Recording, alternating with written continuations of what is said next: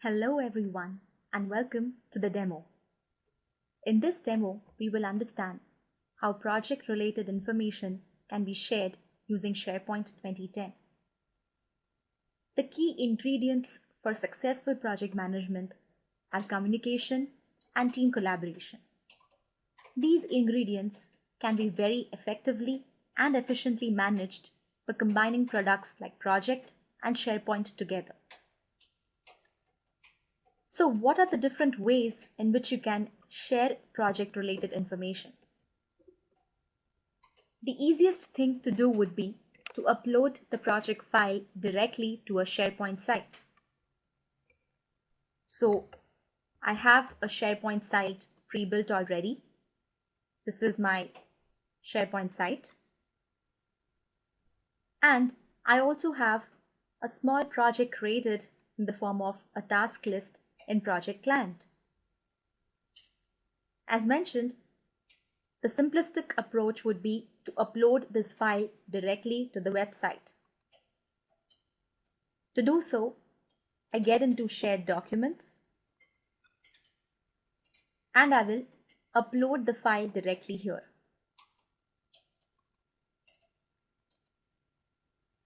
I'll navigate to the area where my file is saved.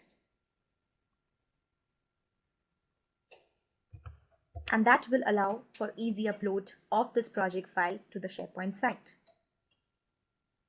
Now, even though this method is very easy and all project-related information can become available to the stakeholders, the disadvantage is the destination machines would require Project Client to open and view information. Secondly, if all the team members would like to update the progress information into the project file, it will not allow simultaneous update. So to overcome these problems, SharePoint now comes with a new feature called Sync to SharePoint List. So instead of just uploading the file, we will now specifically sync the project to a specific list in SharePoint. So this will give us best of both worlds. We can share project-related information. The destination machine do not require Project Client loaded to view information, and also team members can now update progress information. So let's see how this can be achieved. I'll get back to my project. From the File tab, I will go to Save and Send. And here I see Sync with Task List as an option. While we are here on this interface, I would also like to talk about Save to SharePoint option. This option is similar to uploading file to the SharePoint site. The only difference is it can be invoked directly from project. You need not be in SharePoint just to upload a file. It can be done while you're working on the project file as well. Getting back to sync with task list, let's provide the correct SharePoint URL here. And I will also validate this particular URL.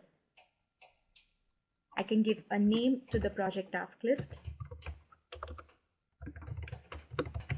Software development is what I call it. And next I click on sync. So now project is writing information into SharePoint and creating a task list for us. It says the job is completed successfully. Let's go to the respective SharePoint site. Let me refresh this page. Even though this SharePoint site looks a bit different, it doesn't matter because it's just the home page which is customized. Some few web parts have been added here. So I get to see software development as a new list added here. When I click on it, it shows me scope, analysis, and training as 3 different summary tasks. If I click within scope, it shows me all respective activities within scope.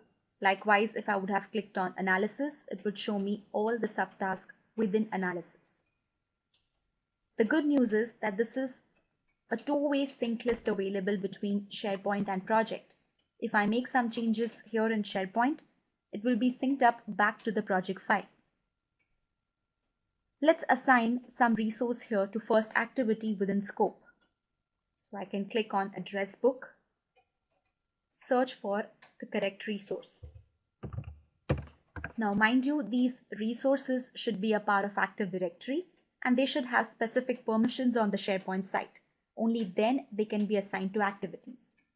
So Erica is a resource which I have assigned to the first activity within scope.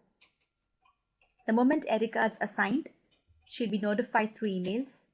She can also log on to the system separately and update the task.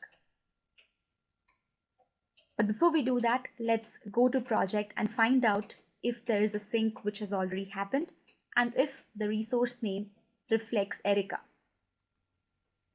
To refresh the project file, I go back to File tab and I will sync up the changes.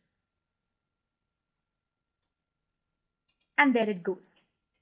It brings a wide smile to my face to see Erica assigned to the first activity called Determine Project Scope. To update the status of this activity on the SharePoint site, we can sign out from the system account and sign in as Erica. So now when I log in as Erica, I see my first activity is not yet started. As I progress further, I update this as 100% completed. And once these changes are made, let us see if these changes are refreshed back into our project file. And we follow the same path of syncing up with the SharePoint list.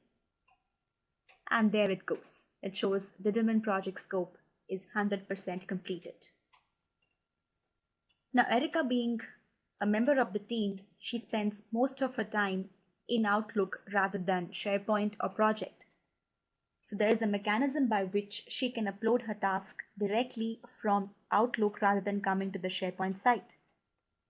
To do so, while she is here in the list, she can just choose the option called Connect to Outlook.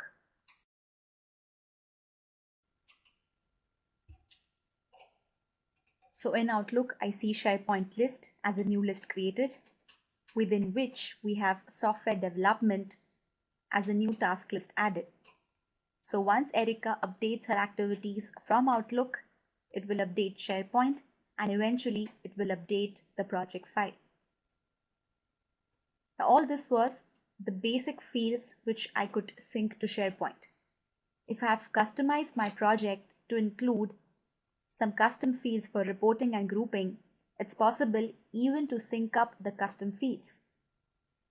To do so, while I'm in the Info tab, I will choose the Manage Fields option. Let's add a new field, the department field which we have customized. And this field will map to a specific column called Department in SharePoint. And once it is done, I'm going to sync the information once again. Like I can group my activities in project based on department or any other thing, I can also group my activities in SharePoint using the custom field called department. To do so, I get back to the list and this time I will create a new standard group.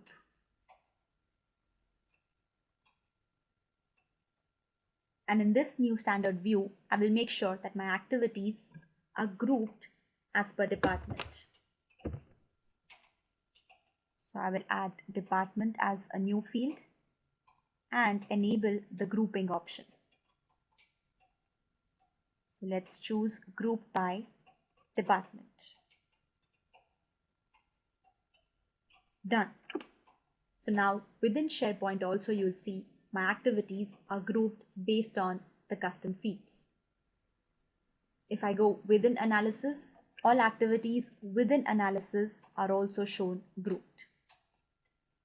So not only the default information, but custom information can also be imported, exported between SharePoint and project. Now all this was using Project Client and SharePoint. What if you would like to make use of the enhanced capabilities of project management, like saving baselines, workflow, tracking progress information, timesheets, and other full-fledged scheduling and collaboration options? In that case, we make use of Project Server. But now that you have already created a task list in SharePoint, you need not create the task list from scratch. There is a provision by which you can import the SharePoint list directly into Project Server. So I navigate to the Project Center. Here, I choose New Project from SharePoint list. Ensure that you copy and paste the URL of the SharePoint list and choose the Open List option.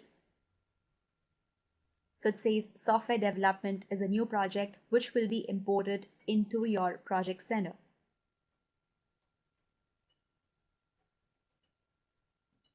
It says the name already exists, so let's give this a little different name.